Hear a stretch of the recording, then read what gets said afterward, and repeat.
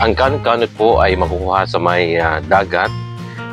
So, ito na po yung finished product or kanot-kanot salad. Kanot-kanot na seaweed sa isla ng Kalayaan sa Cagayan, masarap na gawing salad bilang pagkain o kahit pulutan.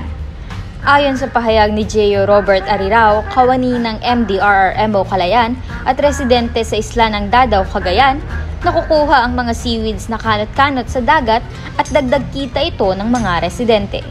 Sa paggawa raw ng salad na kanot-kanot, kailangang linisin na mabuti para matanggal ang mga maliliit na bato at iba pang kumapit sa seaweeds.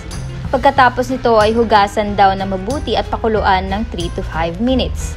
Kapag napakuluan na raw ay dagdagan ng mga ingredients na kamatis, sibuyas, luya, kalamansi at pampalasa. Kapag naihalo na, wow! Bongga raw ang lasa! Kapag napunta sa isla ng Kalayaan, huwag kalimutan na tikman ang naturang kanot-kanot salad. Para sa Bill Visayo News TV at Balitang Hilaga Publishing, ito po ang inyong media trainee, Myla Ruth Balinan, nag-uulat.